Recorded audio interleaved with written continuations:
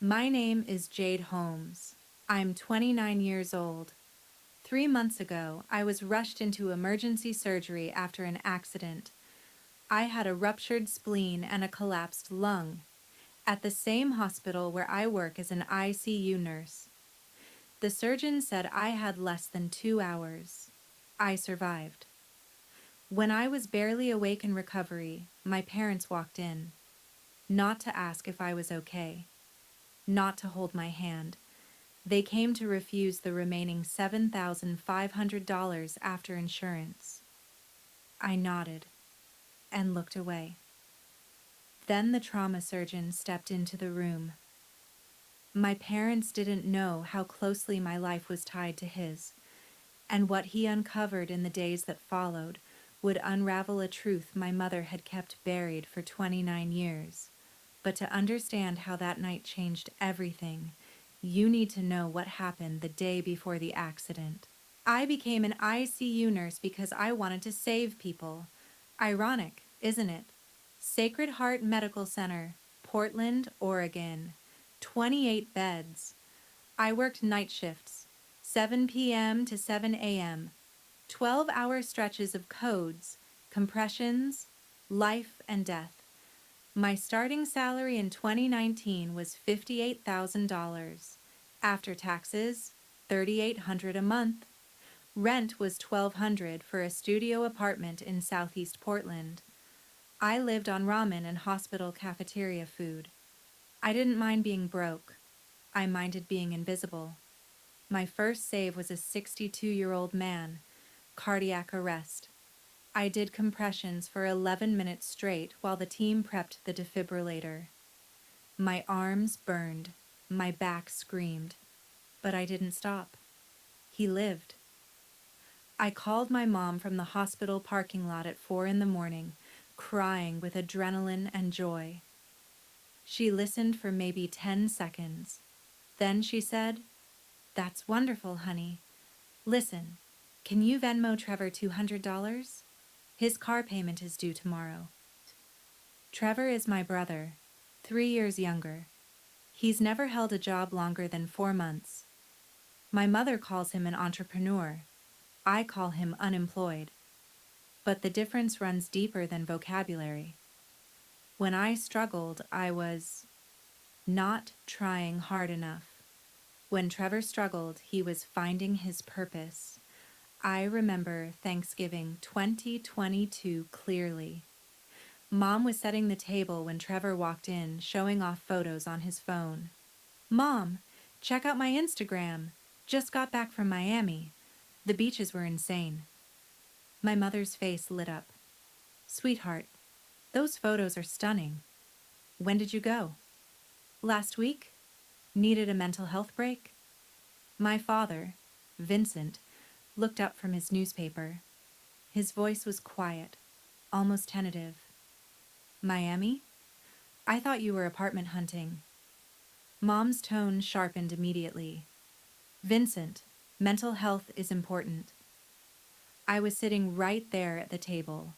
2 weeks earlier, I'd sent my mother $1,200 for what she called an emergency dental procedure. She never mentioned the dental emergency again. She never mentioned Miami either. I didn't say anything. I never did. 6 months before that, Trevor bought a $2,800 camera for his photography business. I contributed $1,500 because Mom said he was finally taking initiative. The camera sat in its box in Trevor's room for 6 months. When I finally asked how the business was going, Mom looked at me like I'd insulted her.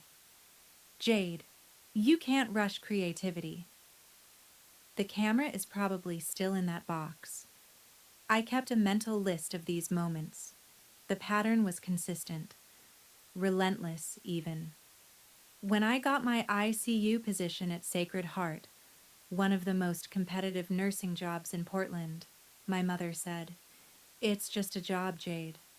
When Trevor got hired at Starbucks 2 months later, she threw a party, bought a cake, posted on Facebook about how proud she was. He quit after 2 weeks. said the hours didn't align with his energy. Nobody threw him a going away party for that. I told myself Trevor would grow up, that Mom would eventually see him the way I did, entitled, lazy, coasting on her affection and Dad's silence. But then came what I now call the spreadsheet years, and everything got so much worse. The call came on a Tuesday in July 2019. I'd just finished my first month at Sacred Heart.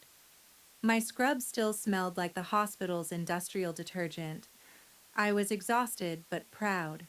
My phone rang at 10 p.m. Mom's name on the screen. "Jade, I don't know what to do." Her voice was shaking. Tears, maybe real, maybe not. I couldn't tell anymore. I sat up in bed immediately, panic flooding my chest. What happened? Is Dad okay? His pension. They cut it. By 40%. We can't make rent this month. We're going to lose the house. My heart dropped. What? When did this happen? Last week. Your father is too proud to ask for help. But Jade, we'll be homeless. I'm begging you. I looked at my bank account on my phone. $2,200. My first real savings in years. How much do you need? Just $800. Just this once. We'll pay you back when the pension gets sorted out, I promise. I sent it within the hour. I felt needed for the first time in years. Important. Like I mattered to them the way Trevor always seemed to matter. That feeling, that validation, was intoxicating. It was also a lie. 2 years later, I saw my father's bank statement sitting on their kitchen counter when I stopped by to drop off groceries. His pension had never been cut. Not by $1. But by then, I'd already sent $14,400 more. Mom called it helping family. I called it rent. $800 a month for 18 months straight. When I finally worked up the courage to ask when they'd pay me back, my mother looked at me like I'd slapped her. Pay you back? Jade, you're our daughter. Are you seriously going to charge us for the childhood we gave you? I didn't have an answer for that, so I kept paying. That's when I started the spreadsheet. Not because I wanted to weaponize it later. At least, that's what I told myself at the time. I kept it because I needed proof. Proof that I wasn't imagining the inequality. Proof that I wasn't crazy. Proof that it was real. February 2020. Trevor called me at 11 at night. I'd just gotten home from a 12-hour shift. My feet ached. I had another shift in 9 hours. Jade, I found it. My purpose. I was too tired to be skeptical. What are you talking about? I'm opening a cafe, a real one. Artisan coffee, local pastries, Instagram-worthy interior design. I've found the perfect location. Something in my chest tightened. Trevor, that sounds great, but I need $12,000 for first month's rent, equipment, and inventory. $12,000. My entire emergency fund. Trevor, I don't know if I can... The line went quiet for a second. Then my mother's voice cut in. She'd been on speakerphone the whole time. Jade, this is Trevor's chance. He's finally found his passion. Are you really going to be the reason your brother fails? I looked at my savings account. $12,300. 5 years of saving while working part-time through nursing school. I sent $12,000 the next morning. Trevor's cafe was called Brood Awakening. It opened in April 2020. It closed in August. 4 months. He blamed COVID. But the truth was simpler. Trevor worked maybe 2 days a week. The cafe was never open on time. Customers stopped coming. I asked him once, carefully, if he'd be able to pay me back. He laughed. Jade, the cafe failed. I don't have any money, you know that. My mother was in the room when he said it.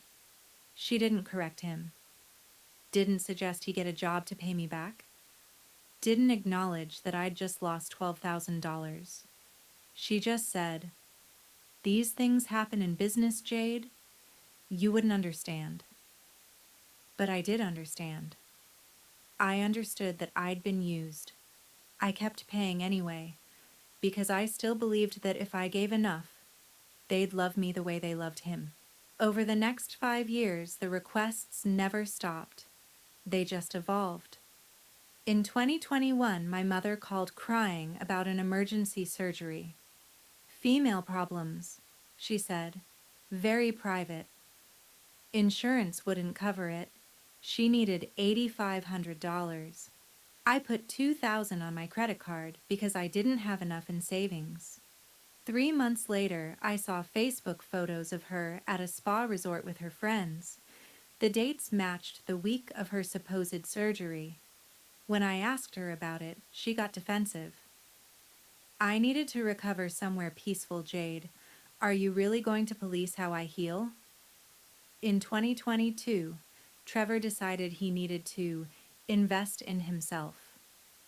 He signed up for 8 online courses: digital marketing, cryptocurrency investing, real estate fundamentals. Total cost, $9,600. Mom called me. Jade, this is Trevor's education. This is his future. I paid it. Trevor completed 2 out of 8 courses. Then he got bored. That same year, Mom claimed the roof was leaking. $3,800 for emergency repairs.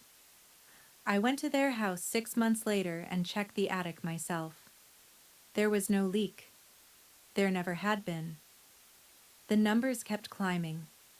The lies kept compounding.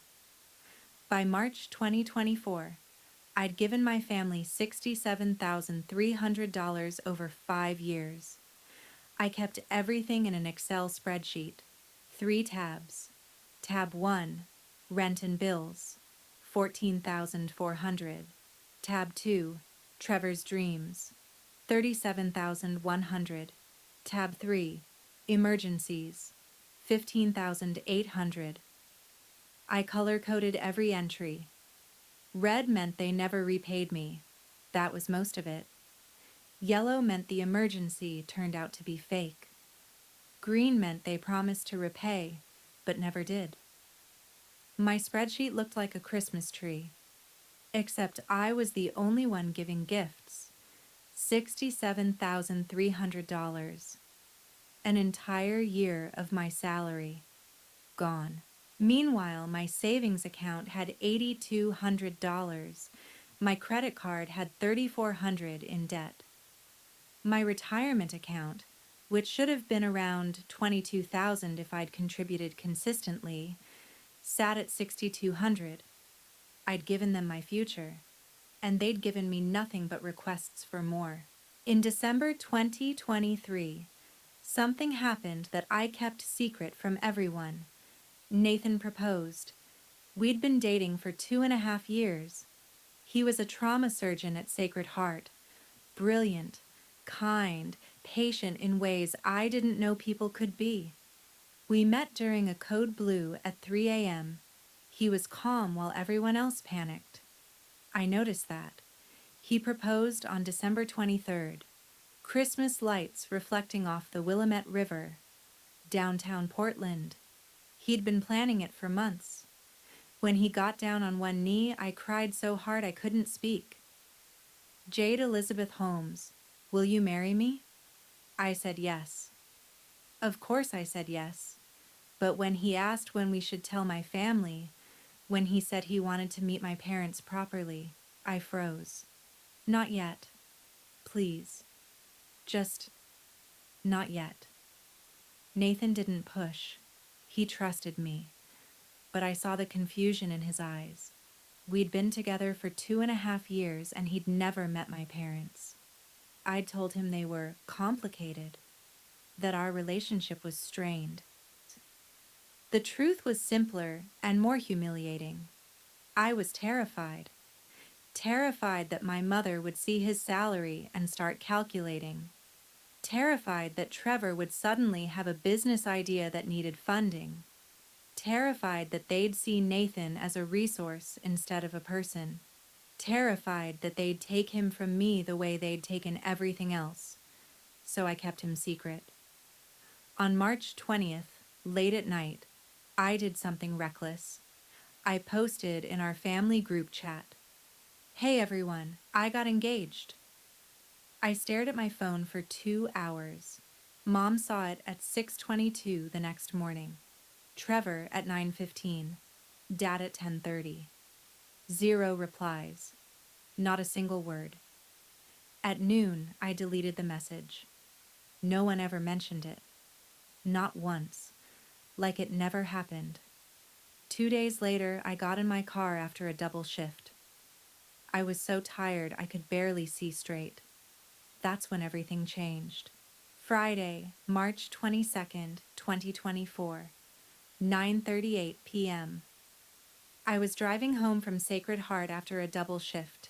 7 a.m. to 11 p.m. 16 hours. We'd had a code blue that didn't make it. 2 difficult intubations. A family screaming at us because we couldn't save their father. I was so exhausted my hands were shaking on the steering wheel. Highway 26, westbound, 12 miles outside Portland. The road was dark except for my headlights cutting through the fog. I remember seeing the headlights coming toward me, wrong side of the road. I remember thinking, absurdly calm, that truck is in my lane. I remember jerking the wheel right. I remember the impact, metal shrieking, glass exploding, my car spinning like a carnival ride, then nothing. I don't remember the ambulance ride. I don't remember the paramedics cutting me out of my car. I don't remember them intubating me on the side of the highway while a stranger held my hand and told me I'd be okay. I don't remember any of it. But other people do. 10:04 p.m. I arrived at Sacred Heart Medical Center, my own hospital. They wheeled me into Trauma Bay 3, the same bay I'd walked past 1,000 times on my way to the ICU. Now I was the Jane Doe on the gurney, choking on a breathing tube, bleeding internally. Dr. Lisa Park was the ER attending. She was reading my vitals to her team when one of the nurses, Sarah Mitchell, my best friend, suddenly stopped moving. "Wait." Sarah's voice cracked. "Oh my God, that's Jade." Dr. Park looked closer at my face. "The ICU nurse?" "Yes. We have to call trauma surgery. Now." At 10:18 p.m., Nathan was paged. He was in the doctor's lounge 2 floors up, finishing paperwork from an earlier surgery. The message on his pager, Trauma Bay 3, head trauma plus internal bleeding. Need you now. He ran. When Nathan pushed through the doors and saw the preliminary chart, his face went pale. Female, 28, motor vehicle accident, ruptured spleen, possible liver laceration. The resident was rattling off injuries, but Nathan wasn't listening anymore. He'd stepped closer to the gurney. Sarah had wiped some of the blood off my face. Nathan froze. "That's Jade." Dr. Park turned. "You know her?" Nathan's voice barely held steady. "She works here. ICU. She's..." He stopped himself before saying, "My fiancé." For a few seconds, he just stood there, staring. Then his training kicked in. "Prep OR 2. I'm taking her up myself. Get a CT scan on the way up and find her family, right now." While Nathan scrubbed in for surgery, a nurse found my phone in a police evidence bag. The screen was cracked, but it still worked. "Emergency contact. Dad, Vincent Holmes." They called him at 10:25 p.m. The phone rang 4 times before he answered. Hello? His voice was groggy. Mr. Holmes, this is Sacred Heart Medical Center. Your daughter Jade was in a serious car accident. She's in our emergency room right now. I imagine my father sitting up in bed, suddenly wide awake. What? Is she okay? She's alive, but she's critical. She needs emergency surgery. We need you and your wife to come to the hospital immediately. We'll be there in 20 minutes. My father woke my mother. I imagine her annoyed, checking the time, asking if it couldn't wait until morning. Diane, wake up. Jade's been in an accident. What? What time is it? It's an emergency. We have to go. Now. In the car, my mother was on her phone, texting someone. My father's hands were shaking on the steering wheel. How bad do you think it is? Mom didn't look up from her screen. Bad enough they called us. Dad called Trevor, who was at a friend's house. Son, your sister's been in an accident. Meet us at Sacred Heart. Trevor's response. Now? Dad, I'm in the middle of... How long is this going to take? My father hung up on him. They arrived at the hospital at 10:45 p.m., 20 minutes that would destroy everything. My parents were taken to the ER family waiting room. Dad was pacing, still wearing pajama pants under his jacket. His face was gray. Mom sat in a plastic chair, scrolling through her phone. At 10:52 p.m., Nathan walked in. He was still wearing bloody scrubs from his initial assessment of me. Mr. and Mrs. Holmes? My father rushed over. Yes. Are you... How is she? Nathan looked at both of them. His voice was controlled, professional. But I would learn later that his hands were shaking. I'm Dr. Nathan Reed, trauma surgeon. Jade has severe head trauma and internal bleeding. I need to take her to surgery immediately. Without intervention in the next 30 minutes, she won't survive. Dad reached for the clipboard Nathan was holding. Of course, whatever she needs. Where do I sign? That's when Mary Chen walked in. Mary was the hospital financial counselor. She'd been called because I had no ID, no insurance card, nothing to verify coverage. Mr. and Mrs. Holmes, I'm so sorry to intrude at this time. Mary's voice was gentle. I need to discuss financial responsibility while Dr. Reed operates. My mother's tone turned sharp immediately. Can't this wait? Our daughter is dying. Mary stayed professional. I understand. This will only take a moment. Jade's insurance will cover approximately 70% of the estimated surgery costs. The remaining balance is about $7,500. We need a guarantor.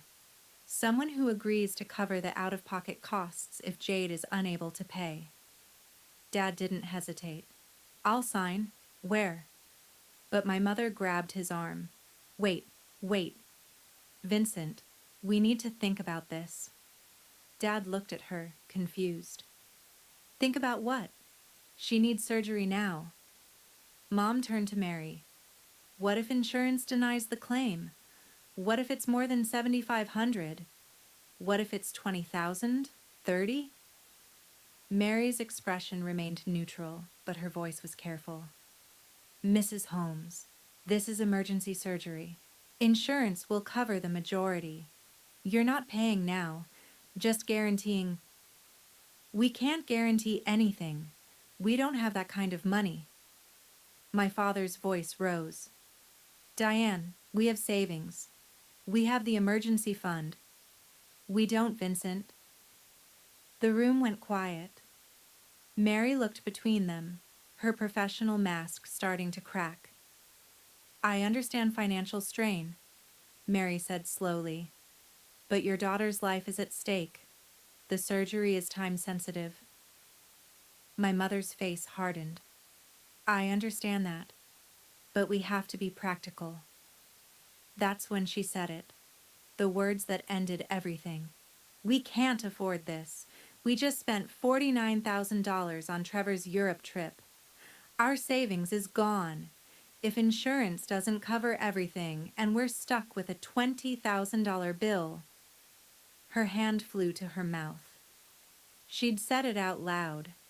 $49,000. Trevor's Europe trip. My father's face went completely white. Mary Chen's expression shifted from professional sympathy to something closer to disgust. And Nathan was in the hallway. He'd been on his way to the OR. He'd come back to grab my updated CT scan results. He heard everything. Nathan stepped into the waiting room. His voice was ice cold. "Excuse me." My mother spun around. "Who are—" Nathan cut her off. "I need to ask you something." He looked directly at my mother. "Are you really her parents?" My mother's face flushed. "Of course we are. How dare you?" What kind of parents refuse to guarantee their dying daughter's surgery after spending $49,000 on a vacation? Silence. My father was staring at the floor. My mother opened her mouth, closed it, opened it again. Mary Chen quietly excused herself, stepping toward the door. Nathan turned to my father. His voice softened slightly. "Mr. Holmes, I don't know what's happening in your family, but your daughter is dying." Dad's voice broke. "Doctor, I'll sign. I'll take responsibility." Nathan held up a hand. "Don't bother. I'll handle it." He turned to Mary. "Put all charges on my personal account. Everything." Mary hesitated. "Dr. Reed, that's highly unusual." "Do it." Then Nathan looked back at my parents. What he said next, I wouldn't learn until days later. But it changed everything. "And for the record, I'm not just her surgeon. I'm her fiancé. We've been together for 2.5 years. She never told you about me because she knew you'd do exactly what you're doing now. See me as a wallet, not a person." My mother's mouth fell open. Nathan's final words were quiet but absolute. "You can wait here if you want, but when she wakes up, you won't be seeing her.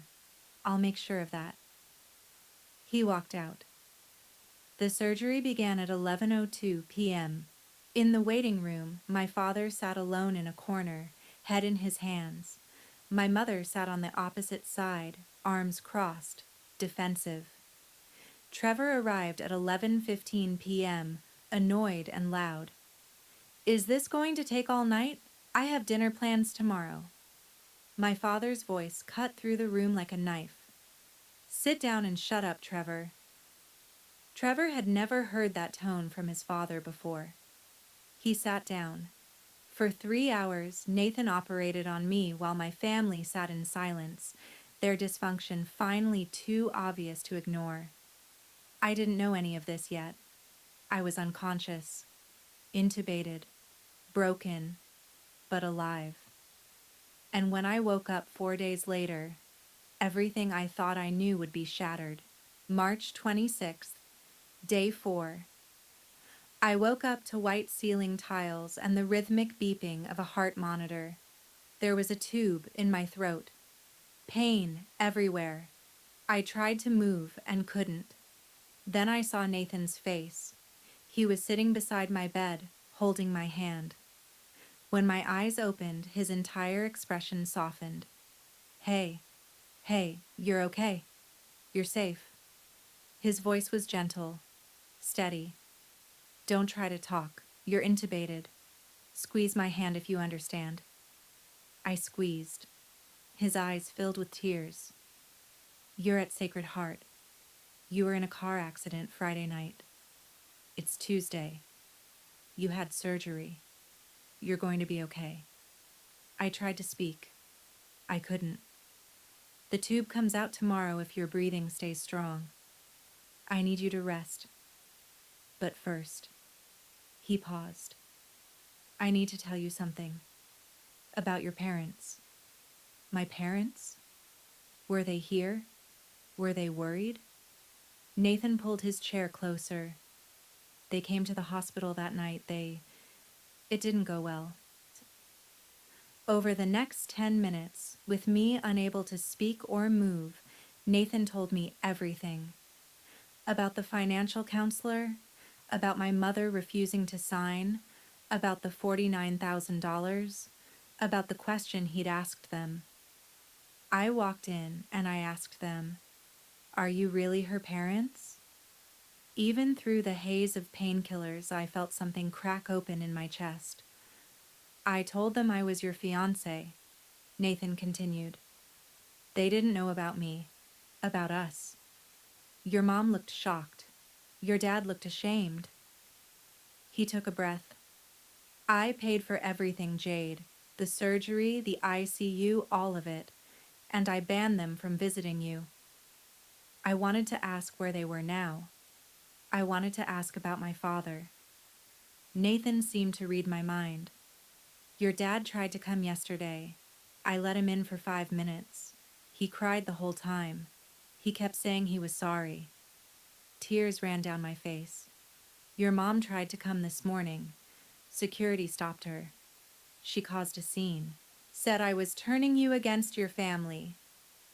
Nathan reached for his phone. "There's something else. Something Sarah told me I should show you, but only when you're ready." He turned the screen toward me. It was a screenshot of the family group chat. My engagement announcement. 0 replies. "Sarah says you posted this and then deleted it. Is that true?" I nodded. The tears came harder. Nathan's voice broke. "Jade, why didn't you tell me they treated you like this?" "Because I didn't want him to see how little I was worth to them." But he was about to see everything. The next day, they removed the breathing tube. My voice was raspy, weak. But it worked. Sarah visited during her shift. She pulled a chair up to my bed and took my hand. "Girl, I need to tell you what I saw that night." Sarah had been in the ER when my parents arrived. "Your mom was on her phone the whole time, texting, not even looking worried." I closed my eyes. "Your dad was pacing, panicking. But your mom? She looked annoyed, like she'd been inconvenienced." Sarah's voice hardened. "When the financial counselor came, I was standing right outside the door. I heard everything. Your mom said she couldn't afford to help you. Then she mentioned the Europe trip." Jade, my jaw dropped. She squeezed my hand tighter. "Nathan walked in and asked if they were really your parents." It was the coldest I've ever heard him speak. "What did my mom say?" My voice was barely a whisper. "She tried to argue, said he was being unprofessional. He said, and I quote, 'What's unprofessional is refusing to save your daughter's life because you'd rather fund your son's vacation.' I would have laughed if it didn't hurt so much." "And Trevor," Sarah continued, "your brother showed up an hour after your surgery started. You know what he said?" I shook my head. "Is this going to take all night? I have dinner plans tomorrow." Something inside me went numb. "Jade, I've known your family was messed up. You've mentioned it before, but I never knew it was this bad." She leaned forward. "Why didn't you tell me? Why didn't you tell Nathan?" My answer came out broken. "Because I thought it was normal. I thought all families were like this. I thought I was the problem." Sarah's eyes blazed. "You're not the problem. You've never been the problem. And I think it's time they knew that." She pulled out her phone. "Do you still have that spreadsheet? The one tracking everything you gave them?" I nodded. "Good," she said, "because it's time to show Nathan everything. That evening, Nathan came back after his shift. He handed me a folded piece of paper. "Your dad came by again today. I didn't let him in, but he gave me this." I unfolded it. My father's handwriting. "Jade, I don't know how to apologize for Friday night. I failed you. I've been failing you for years, and I didn't see it until it was almost too late. Your mother and I are not speaking. I don't know if we ever will again. Trevor doesn't understand why I'm angry. He said you're being dramatic. I'm staying at my sister Patricia's house in Sacramento for now. When you're ready, I'd like to talk. If you'll let me. I love you. I'm sorry I didn't protect you. Dad." I was crying again. Nathan sat on the edge of my bed. "Jade, how long has your family been like this? How long have they been using you?" "5 years," I whispered. "Since I started at Sacred Heart." I reached for my phone. Sarah had brought it from my apartment. I opened my Files app and pulled up the spreadsheet. Nathan stared at the screen. His face went through several emotions at once: horror, anger, disbelief. $67,300? His voice was shaking. "Jade, you gave them $67,000? I thought it was helping. I thought they needed me." "They didn't need you." Nathan's voice was firm. "They used you." Then I showed him the family group chat, the messages where I asked for help. Seen, ignored. The messages where Trevor bragged about Europe. The message where I announced our engagement.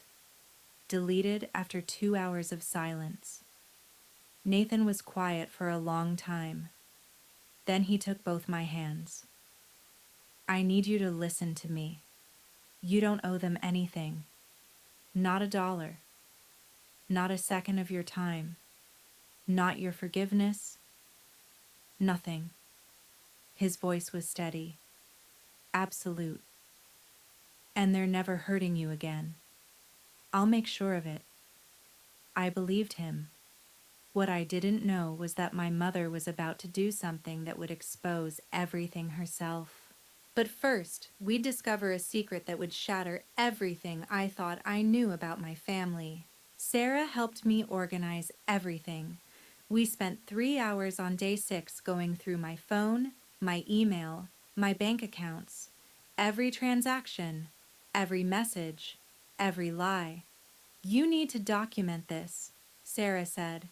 "Not for them, for you, so you know you're not crazy." We started with Venmo and Zelle. 187 transactions to my mother.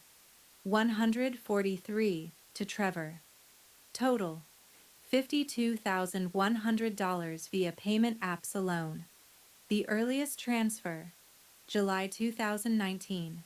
Rent, "Thanks, honey." The latest, March 15th, 2024. 1 week before my accident. Emergency, need $300. Then we found the bank transfers. $15,200 in direct deposits to their account.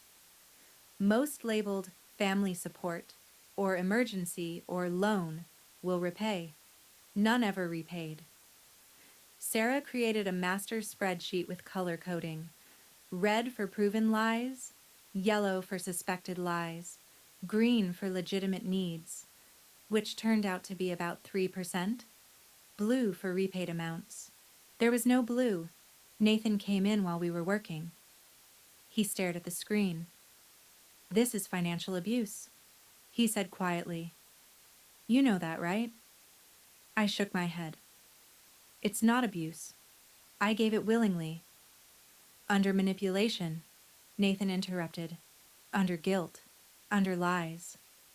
Jade, this is abuse." He pulled up my bank statements. "Let's look at what this cost you." He showed me my account from January 2019. before I started helping my family. Savings, $2,200. Checking, $1,800. Total, $4,000. Then he pulled up March 2024. Savings, $8,200. Checking, $940.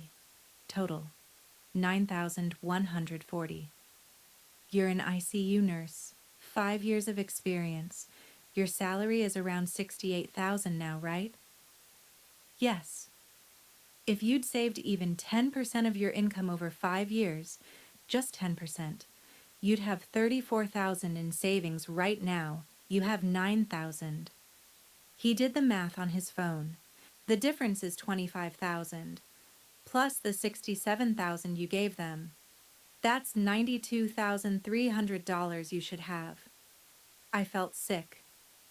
And your 401k, Nathan continued. How much is in there? $6,200. I had to stop contributing in 2021. I couldn't afford it anymore. Nathan's jaw tightened. At your age, with employer matching, you should have at least $25,000 in retirement by now. He pulled up a calculator. If you'd been able to save and invest that $67,000 over 5 years, at a conservative 7% return, you'd have $78,500 right now. He looked at me. That's a down payment on a house. That's financial security. That's your future. His voice broke slightly. They didn't just take your money, Jade. They took your future.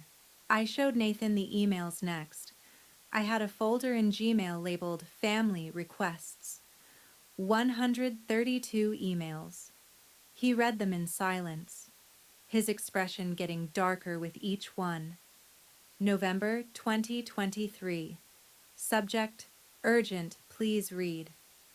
Jade, I'm very disappointed in you. Trevor needs $2,000 for his digital marketing certification, and you said you need to think about it? After everything we've done for you, we fed you, clothed you, put a roof over your head for 18 years. You owe us. A good daughter doesn't hesitate to help her family, but I guess you've always been selfish. Maybe if you weren't so focused on your life, you'd remember where you came from. I expect the transfer by Friday. Mom, I'd sent $2,000 that Thursday, February 2024.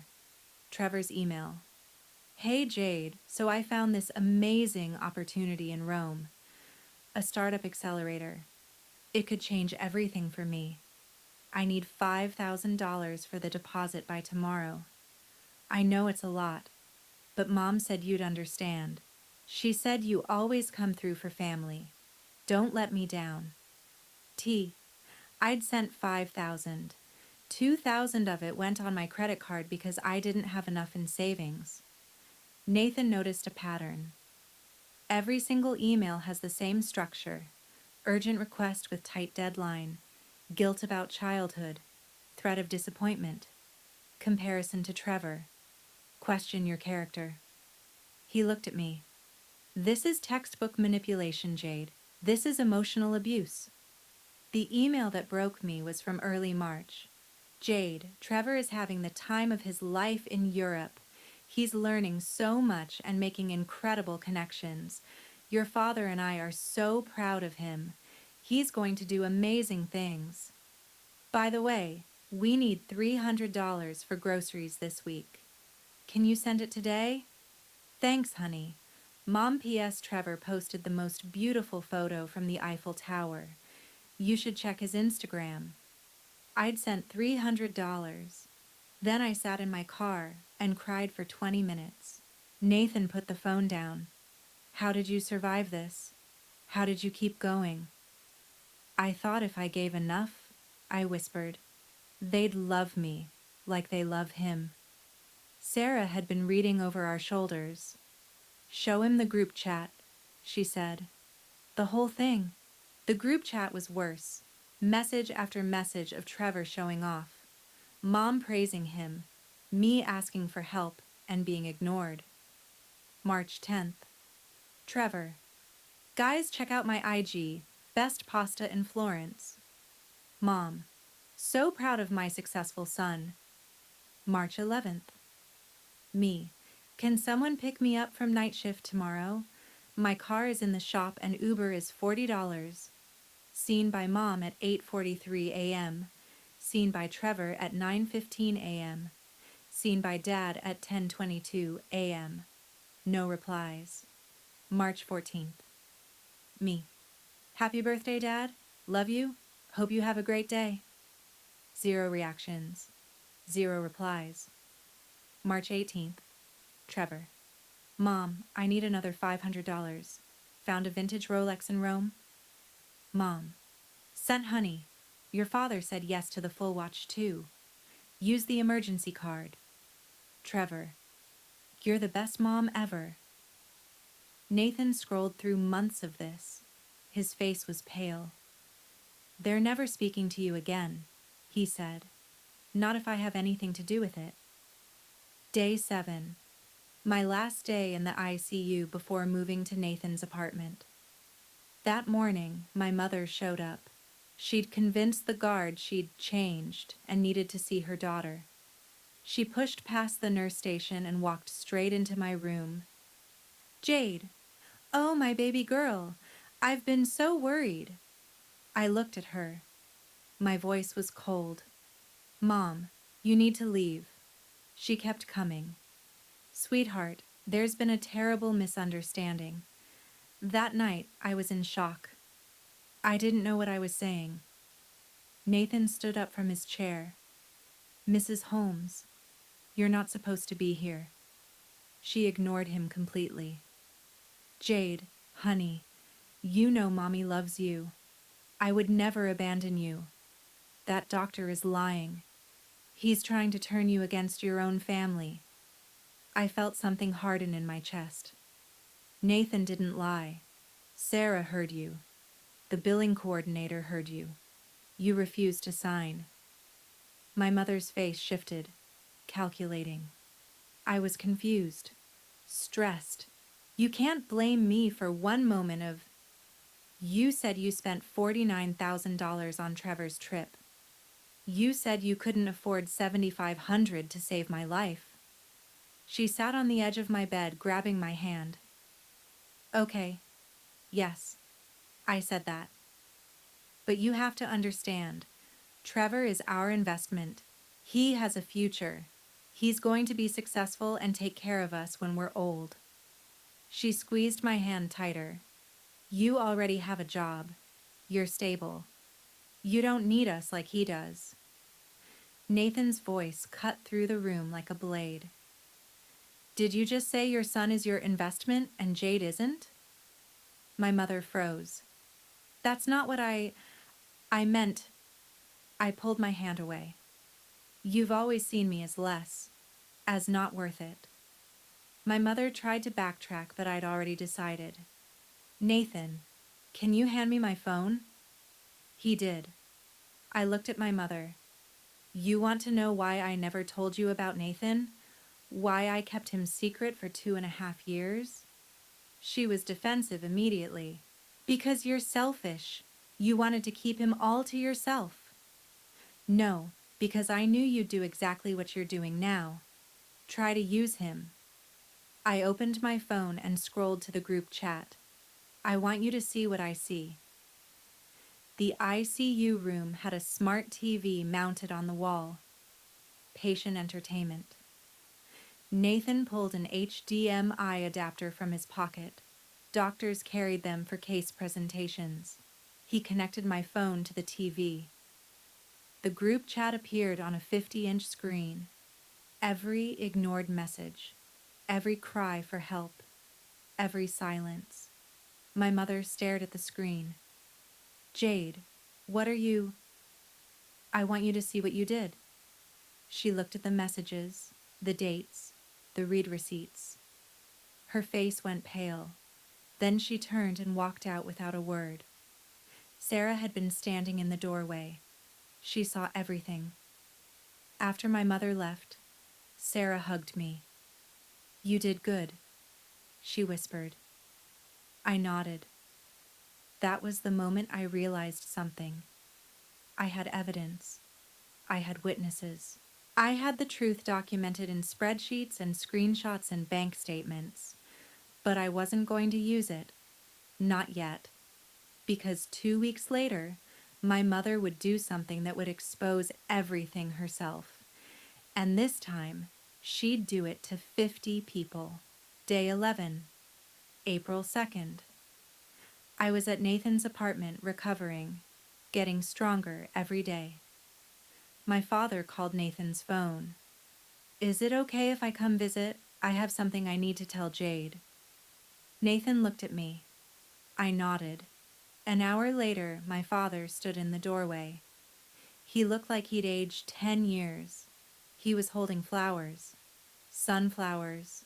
My favorite since I was a kid. May I come in? Yes. He set the flowers down and sat across from me on the couch. Jade, I don't have words for what happened. I failed you. As a father, as a man, I failed you completely. Dad. He held up a hand. No. Let me finish. I've been a coward for years. I watched your mother treat you like you were less than Trevor. I watched her take from you. And I said nothing. His voice broke. That night at the hospital when she refused to sign, I should have signed immediately. I should have thrown her out. Instead, I hesitated. Tears ran down his face. I'm so sorry. I wanted to tell him it was okay, but it wasn't. Dad, I need to ask you something about the surgery. Did I need a blood transfusion? Nathan was standing in the kitchen listening. No, Nathan said. You were stable. Why do you ask, Mr. Holmes? My father looked embarrassed. I should have offered. I'm O positive. Universal donor. I've donated blood before. If she'd needed it. Nathan went very still. Mr. Holmes, Jade is B positive. My father looked confused. B? But I thought O could donate to anyone? O can donate to anyone, yes, but... Nathan's voice was careful, gentle. Mr. Holmes, do you know your wife's blood type? Diane? She's a positive. I remember her mentioning it years ago when she donated at a church drive. Why? Nathan sat down slowly. I need to tell you something, and I'm only telling you because it's medically relevant and you have a right to know. The room went very quiet. Blood type genetics are very specific. If you're O positive and your wife is A positive, you can only produce children with type O or type A blood, never B. Nathan pulled up a chart on his phone. For a child to have B blood, at least one parent must carry the B allele. He looked at my father. There's no genetic combination where O and A parents produce a B child. My father's face went blank. Processing. So Jade? She's not. Biologically, you cannot be her father. I'm sorry. The words hung in the air. I felt like the floor had dropped out from under me. Dad? I don't understand. My father stood immediately, came to me, knelt beside the couch and took my hands. Jade, listen to me. Listen. His voice was fierce. I don't care whose blood you have. I don't care about genetics or biology or any of that. Tears streamed down his face. I raised you. I taught you to ride a bike. I was at every school play, every graduation, every important moment of your life. He squeezed my hands. You are my daughter. You will always be my daughter. Did you know? I was crying. All these years, did you know? He shook his head. I swear to you, I just found out 30 seconds ago. Nathan's voice was quiet. Mr. Holmes, That means your wife had an affair. And she's known Jade isn't yours for 28 years. My father's face showed grief, betrayal, rage. But when he looked at me, only love. I need to go home. I need to find out the truth. But Jade, he squeezed my hands tighter. Biology doesn't make a father. Love does. And I love you. 3 days later, my father called. I found something. Letters. From a man named Gregory. He came over that evening with a manila folder. Inside, printed emails, handwritten notes, bank statements, photos, evidence of a 28-year-old secret. November 1995. Email from Gregory Thornton to my mother. Diane, last night was a mistake. I have a wife, 2 kids, a career I've built for 15 years. I can't throw that away for this. We need to end this. Please don't contact me at the office anymore. Greg March, 1996. A note in my mother's handwriting. March 12th, 1996. I'm pregnant. 8 weeks. It's Greg's. The timing. Vincent and I hadn't been intimate for months. We were fighting about his mother moving in. Greg won't return my calls. His secretary said he's unavailable indefinitely. I thought about not keeping it. But Vincent would ask questions, and I can't afford the procedure without him knowing. I have to keep this baby and pretend it's Vincent's. If Vincent ever finds out, I'll lose everything. This mistake is going to ruin my life. I have to make sure she never knows. I read it 3 times. My mother called me a mistake before I was even born. Bank statements from 1996 to 2021.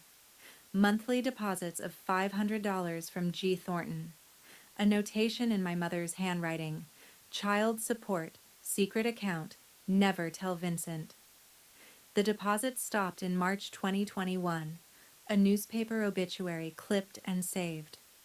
Gregory William Thornton, 57, corporate attorney, passed away March 15th, 2021. My mother had written on it, finally over, secret dies with him. A photo from 1995. My mother, 26 years old, standing close to a man in a suit, his hand on her waist. On the back, in her handwriting, Morrison and Partners Holiday Party, December 1995, the night everything changed. My father sat quietly while I read everything. You knew, I whispered, and you still love me? He knelt in front of me again. Jade Elizabeth Holmes, you are my daughter, not Gregory's, not biologically, but in every way that matters. His voice was shaking but firm. I changed your diapers. I walked you to school. I taught you to drive. I sat in the ER with you when you broke your arm at 12. I was there for every moment of your life. Gregory wasn't. He took money and ran. He gripped my hands. Biology is just science. Love is choice. And I choose you every single day. I understood then what my mother had done. This is why she hated me. Every time she looked at me, she saw her guilt, her secret, her mistake. But you were never a mistake, my father said. You were my daughter. You are my daughter. Nathan had been standing in the doorway. He stepped forward. Do you want to find Gregory? He's alive. He's in Seattle, married, 2 kids in their 20s. Successful practice. I thought about it for exactly 3 seconds. No. He abandoned me before I was born. He paid my mother to keep quiet. He's not my father. I looked at my father. You are. He broke down crying. We both did. Nathan quietly left the room to give us privacy. When I could speak again, I asked the question I'd been avoiding. Are you going to divorce her? I already filed the paperwork. Your Aunt Patricia is helping me. 2 days later, my mother sent the email that would destroy her. And this time, she'd do it to herself. April 12th, 6:30 p.m. I wasn't there, but my father told me what happened later. Trevor was at home with my mother opening mail. He pulled out a credit card statement. His face went white. Mom! Mom! My mother came from the kitchen. What? My credit card bill. So? Pay it. Trevor's hands were shaking. It's $11,847. My mother grabbed the statement. Gucci, Rome, 1,200. Louis Vuitton, Paris, 2,800. Cartier, Barcelona, 3,400. Vintage Rolex dealer, Rome, 3,200. Miscellaneous shopping, 1,247. Trevor, I told you the card was for emergencies. He was defensive immediately. Those were emergencies. I needed to look professional for networking. You can't network in cheap clothes. My mother pulled out her phone, checked their bank account. Balance, $1,247. We're broke. We're completely broke. Trevor panicked. What about savings? We spent savings on your trip. We withdrew the 401k early and paid a 20% penalty. Well, what about Dad? Your father left. He filed for divorce. He's not giving us a dime. There was a pause. Then Trevor said it. What about Jade? My mother's face hardened. She's not answering my calls. She blocked me. Then email her. She can't block email. My mother hesitated. I don't think she'll help. She was very angry at the hospital. Trevor's voice turned cruel. Then make her feel guilty. Remind her she owes us. We raised her. He leaned closer. And if she still says no, threaten to cut her off. Tell her she's dead to us. She'll cave. She always does. My mother sat down at the computer at 6:45 p.m. She started typing. At first it was manipulation, calculated guilt. But as she wrote, she got angrier. The email transformed into a rant, a weapon. At 7:03 p.m., she typed her daughter's name in the recipient field. Gmail auto-filled. But it didn't autofill to j.holmes.rn@gmail.com. It autofilled to Holmes Extended Family, a group email list with 50 people. My mother didn't notice. She hit send. The email. Subject. Your selfishness has consequences. Jade, I can't believe how ungrateful you've become. After everything your father and I did for you, and yes, I say your father, loosely, now that we all know the truth about your bloodline. We raised you. We fed you. We put a roof over your head for 18 years. We gave you everything. And this is how you repay us? By cutting us off? By turning Vincent against me? By refusing to help your own family when we're in crisis? Trevor's credit card bill is $11,847 from his networking trip, a trip that will pay off when he's successful. But you wouldn't understand investment, would you? You've always been short-sighted, always thinking about yourself. Your brother is our real investment. He has potential. He has a future. You were always just average. A mistake we had to deal with. Maybe I should have listened to Gregory back in 1995. He was right about everything. He said you'd be nothing but trouble. And here we are. That doctor of yours can afford $20,000 without even noticing it. If you don't wire us the money by Monday, don't bother coming to any family events ever again. You'll be dead to us. And before you get on your high horse, remember, we have receipts too. All those times we borrowed money from you, you gave that willingly. You can't prove otherwise.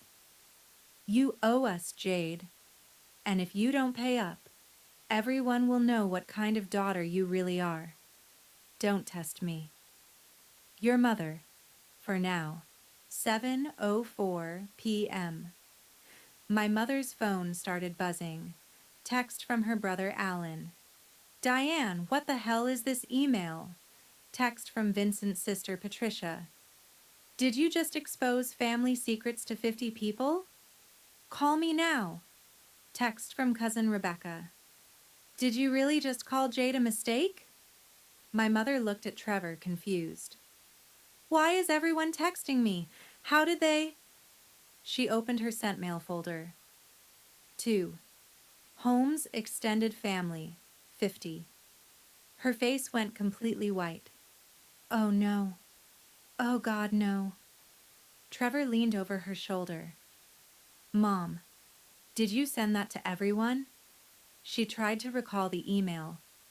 Too late. It had been more than 5 minutes. Within 30 minutes, the reply all storm had started. 7:05 p.m. Patricia Holmes, my father's sister. Diane. What the hell is this? Did you just call your daughter a mistake to 50 people? Who is Gregory? Does Vincent know about this? Call me. Now. 7:06 p.m. Alan Morrison, my mother's brother. Diane. Please tell me this was meant for someone else. Did you really just expose family secrets to the entire extended family? And who the hell is Gregory Thornton from 1995? 7:07 p.m. My father, who was CC'd on the email. Diane, you've just told 50 people that you had an affair in 1995, that Jade isn't my biological daughter, and that you consider our daughter a mistake. I want you to think about what you've done. I've filed for divorce. My attorney will contact you next week. You will never see or speak to Jade again. I'll make sure of it. Vincent. The emails kept coming. Cousin Rebecca. Did Diane really just demand $20,000 from her daughter who almost died? Vincent's brother Thomas. Diane, you're disgusting. I've watched you treat Jade like garbage for years. I'm glad it's finally out in the open. Diane's own cousin Jennifer.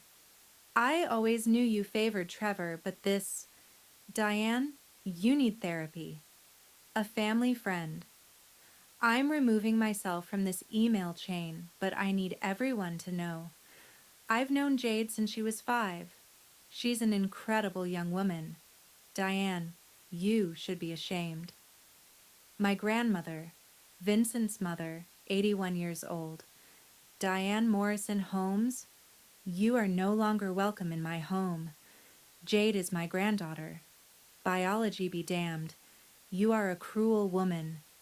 By 7:30 p.m., 47 out of 50 people had replied. 41 condemned my mother. 3 asked to be removed from the thread. 2, my mother's elderly parents, sent confused private emails. Trevor tried to defend her. Everyone needs to calm down. Mom was just upset. Jade has been really selfish lately, and Patricia's response destroyed him. Trevor, shut up. Your sister worked double shifts to fund your cafe that failed in 4 months. She paid for your car. She sent you to Europe for $49,000. And when she was dying, your mother refused to help because she'd spent all her money on you. You're 25 years old. Get a job and stop leeching off your family. Aunt Patricia. At Nathan's apartment, my phone started buzzing. Nathan looked at the screen. Jade, you're getting a lot of emails. From your entire family? I took the phone. I read my mother's email. Every word, every accusation, every secret exposed.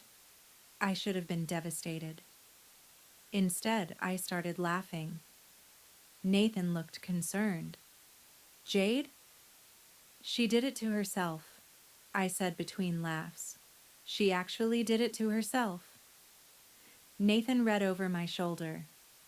Your mom just told 50 people that you're not Vincent's biological daughter, that she had an affair with someone named Gregory, and that she wants us to give her $20,000.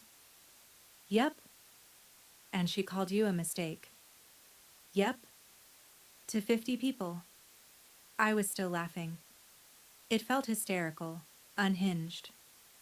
Karma doesn't need my help, Nathan. Just my patience. My phone rang. Aunt Patricia. I answered. Jade, honey, I just saw your mother's email. Yeah. So did 49 other people. Patricia's voice was gentle. Are you okay? I'm relieved, actually. I don't have to explain myself anymore. She did it for me. Patricia made a sound that was half laugh, half sob. Your father is here with me. He's been here since he filed for divorce. He wants to talk to you when you're ready. I am ready. Can I call him tomorrow? Of course. And Jade? That woman is not fit to be your mother. She never was. The family group chat, Mom, Dad, Trevor, and me, pinged. Trevor. Jade, Mom didn't mean it.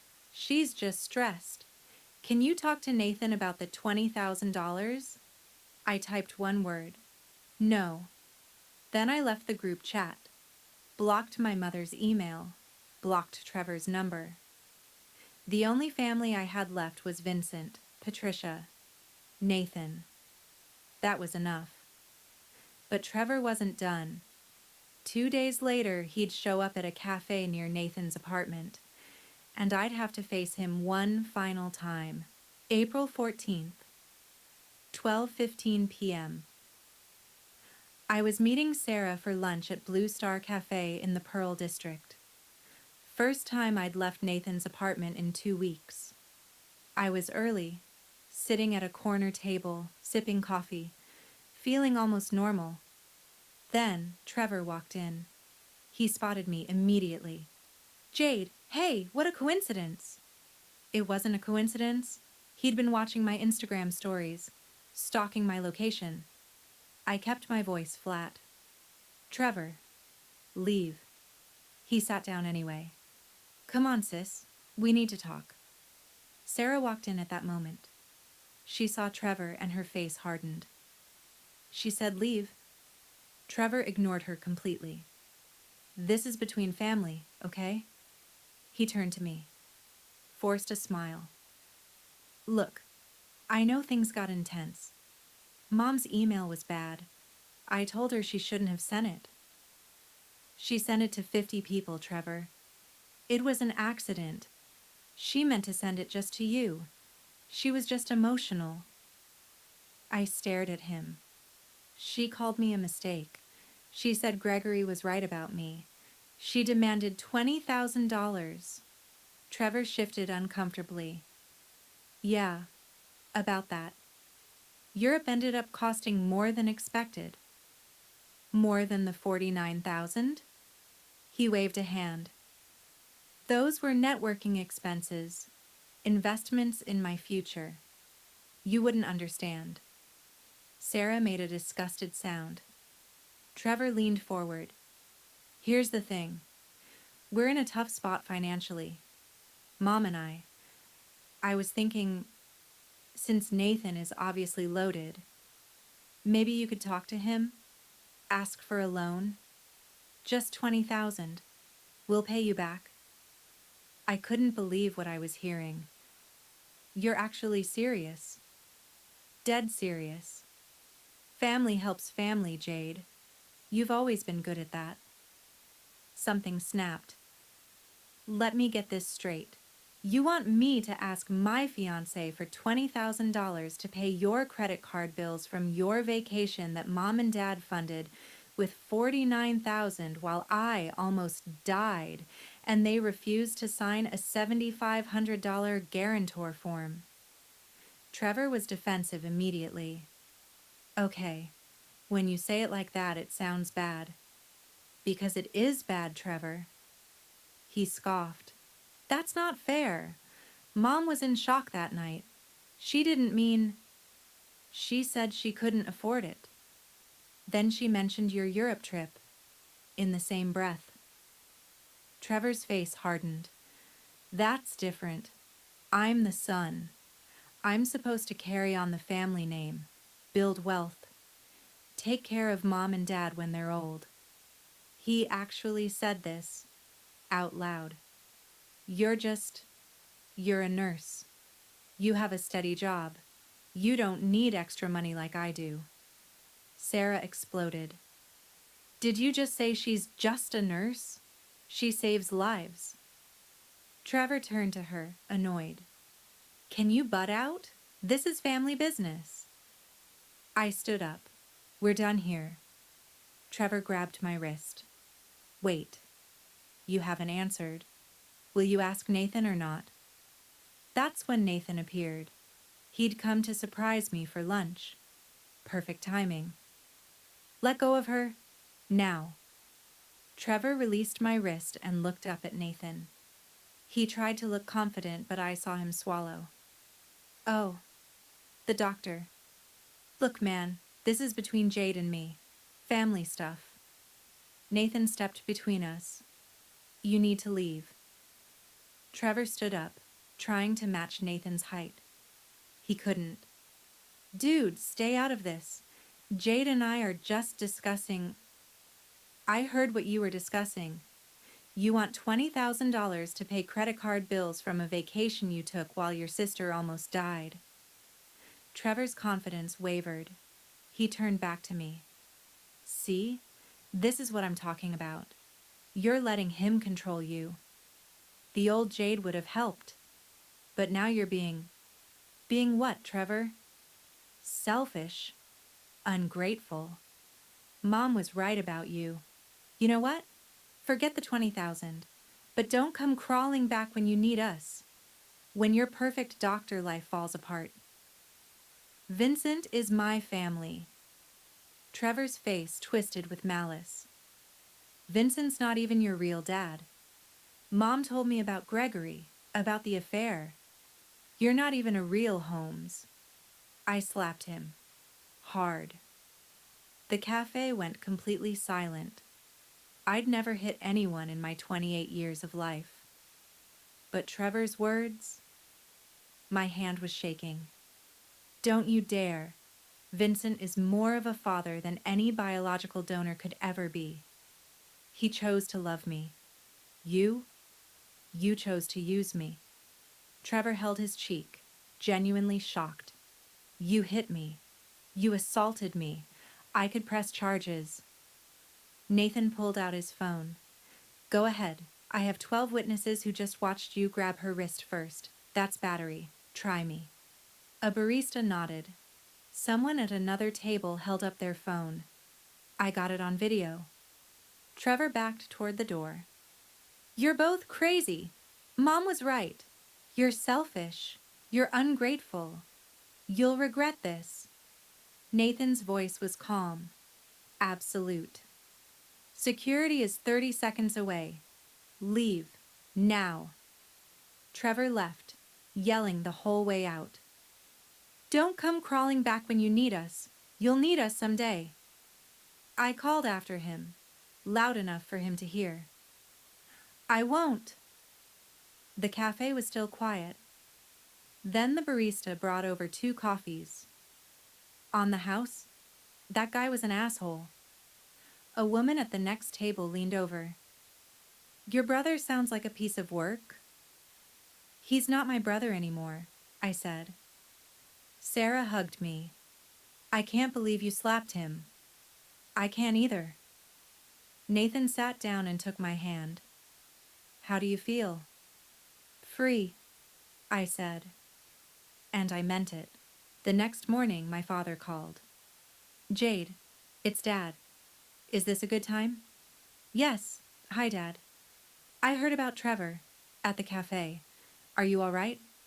I slapped him. There was a pause. Then, good. Good? He grabbed you. He disrespected you. He deserved it. I started crying. Relief, maybe. Or release. Jade, I need to say something. I've been a coward for 28 years. His voice was thick with emotion.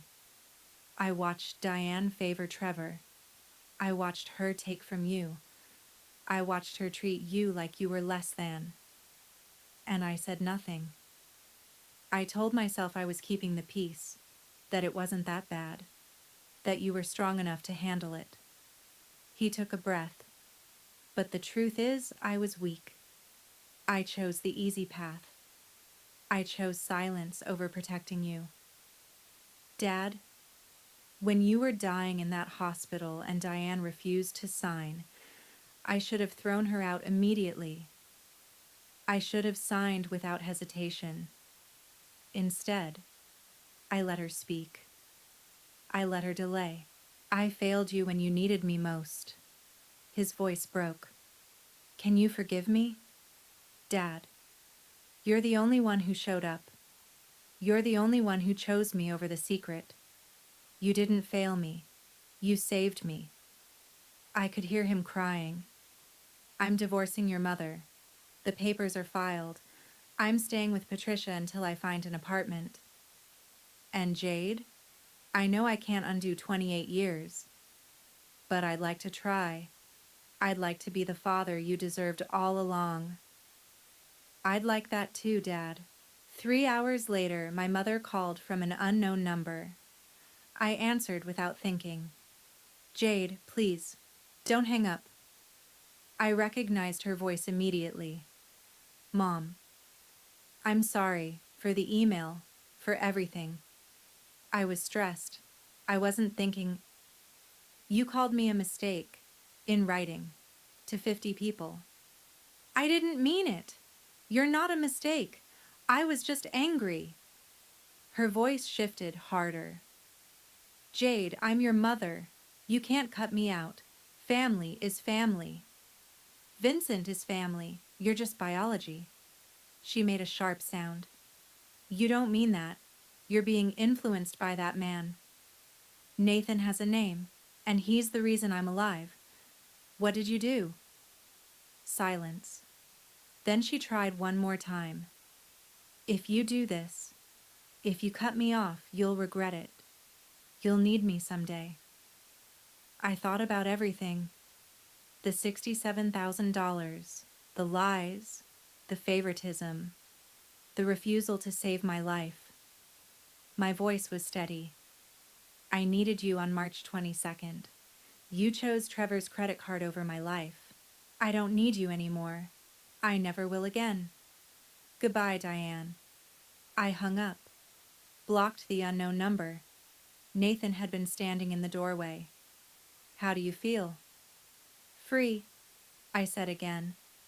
And this time I believed it completely. May 15th, 2 months after the accident.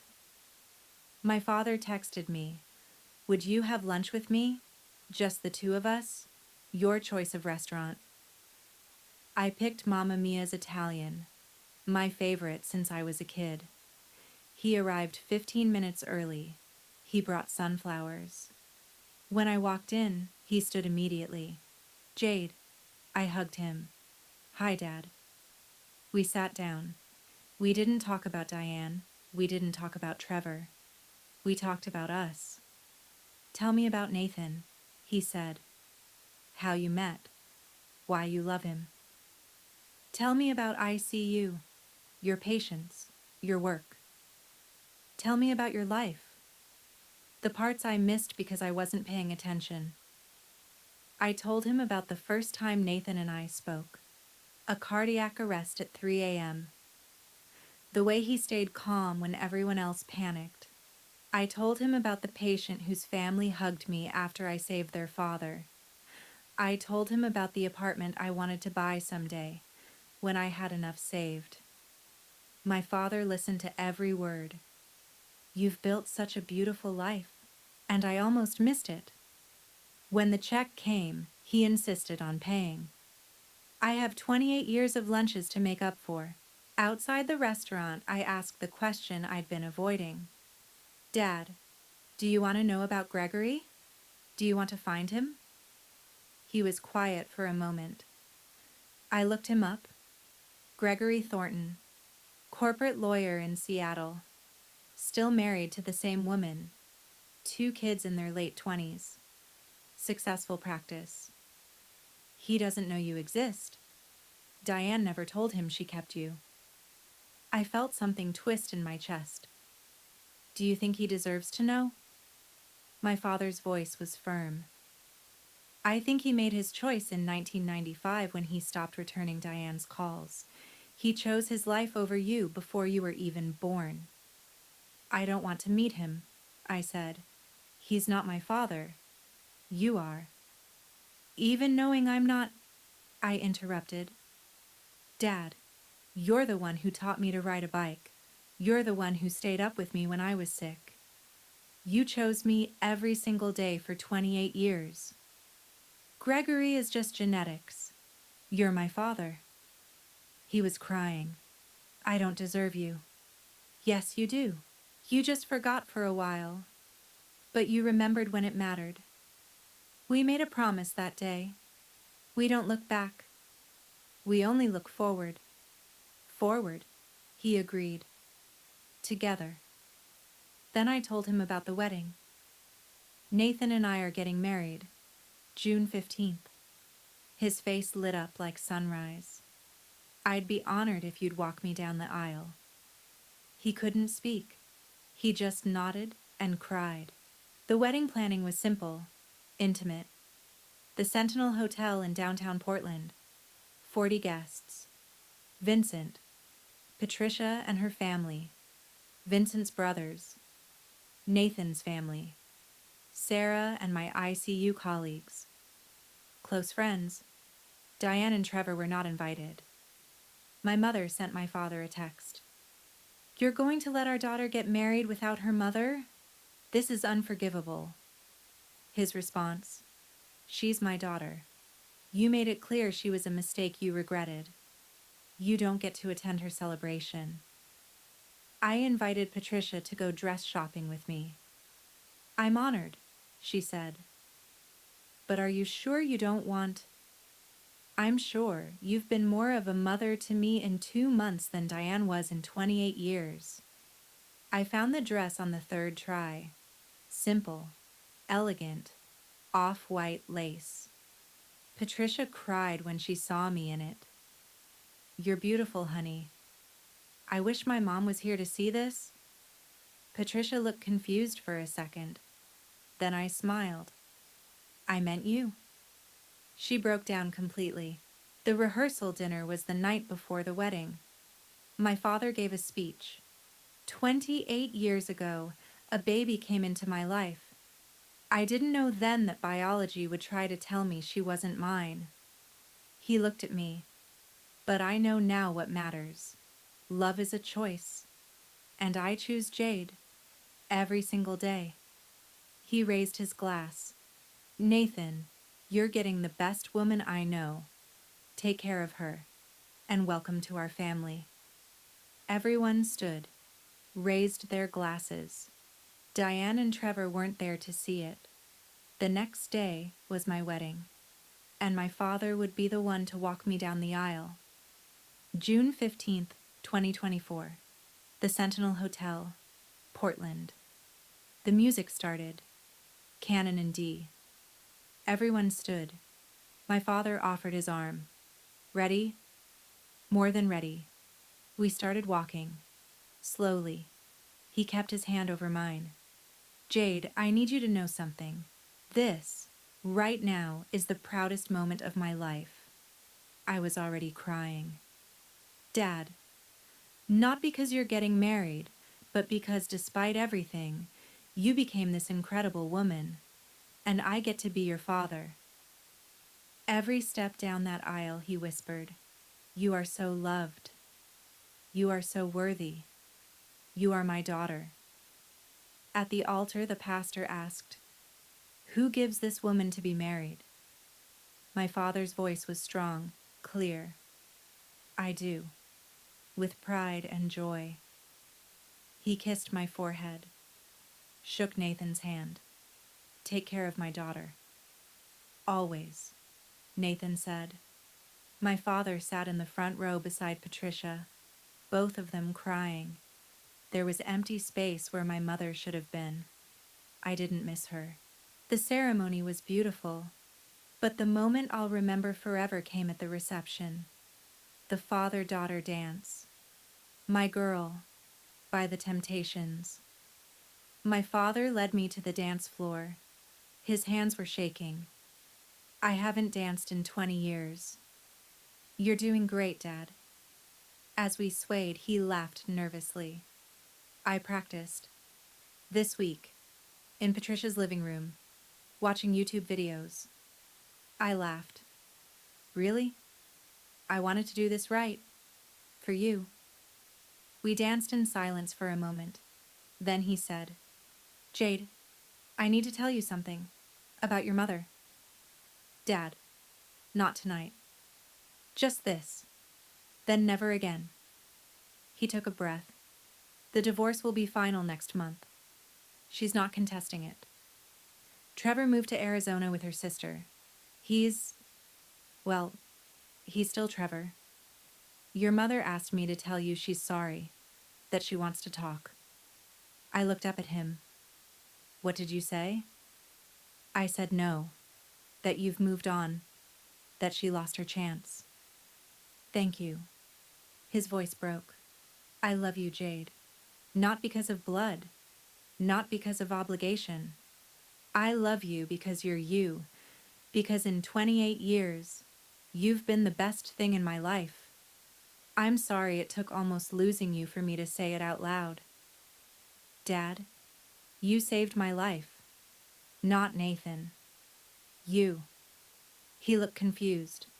"When you chose me over her secret, when you chose truth over lies, you gave me permission to save myself. You're my hero." The song ended. He kissed my forehead, whispered, "This is what a father looks like." The room applauded. I looked at my father, not the man who gave me his DNA, but the man who gave me his love.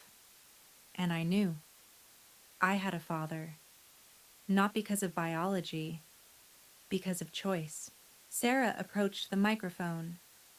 "I'd like to say a few words about my best friend."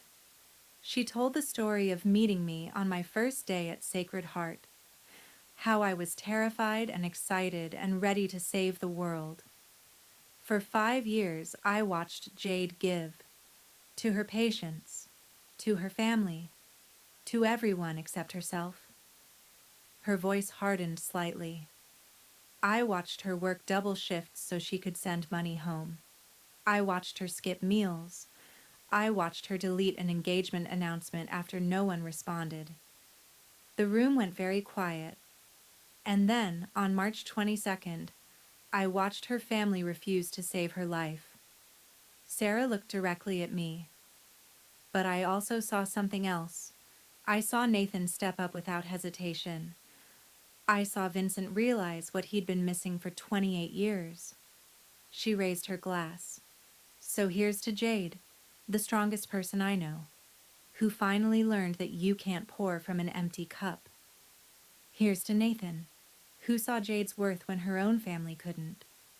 And here's to Vincent, who chose love over biology. To the real family!" Everyone stood. To the real family! 6 months later. December 15th, 2024. Nathan and I bought a house. 2 bedrooms, small yard, 10 minutes from Sacred Heart. My financial situation had completely changed. Savings, $18,500. Credit card, paid off. 401k, contributions resumed, now at $9,800. Debt to family, 0. My father was thriving. He'd moved into an apartment near us. He came over twice a week for dinner. He was dating a kind woman named Ellen, a librarian. According to Patricia, Diane was living with her sister in Arizona, working part-time at a dental office. She told people her daughter abandoned her. Trevor was working at a car dealership in Phoenix. He'd lasted 2 months so far. He'd sent me a Facebook friend request. I declined. He'd asked my father for money twice. My father said no both times. I'd started therapy in May. Weekly sessions about boundaries, self-worth, breaking cycles. Nathan and I were stronger than ever. December 14th. My father called. Jade, can you and Nathan come for dinner tomorrow? I have news. We went. He and Ellen were both there, smiling nervously. I wanted you both to hear this from me first. Ellen and I are engaged. I hugged him so hard he laughed. Dad, that's wonderful. We're thinking a small ceremony in the spring. And Jade, I'd like you to be my best woman. I'd be honored. Ellen joined us. Jade, your father talks about you constantly, about how proud he is. He does? My father smiled. Every day. You're my daughter, my real daughter.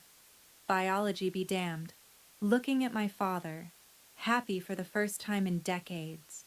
Looking at Nathan, the man who saved my life in more ways than one. Looking at the text from Sarah. Coffee tomorrow? My treat. No family drama allowed. I realized something. I lost a mother who never loved me. I lost a brother who only used me. But I gained a father who chose me. A husband who protected me. A family who celebrates me. For 28 years, I thought I had to earn love. That if I just gave enough, sacrificed enough, became enough, they'd see my worth. But worth isn't earned, it's inherent. And the people who love you, they see it immediately. 6 months ago, I was dying in an ER while my mother refused to save me. Today, I'm drinking wine in my father's apartment, planning his wedding, holding my husband's hand. The math is simple. Money lost to family, $67,300. Money gained in self-worth, priceless. Sometimes you have to lose everything to find out what you actually had. And what you had was never what you lost. If you've ever felt invisible in your own family, if you've ever given until you had nothing left, if you've ever wondered if you were the problem, you're not. You never were.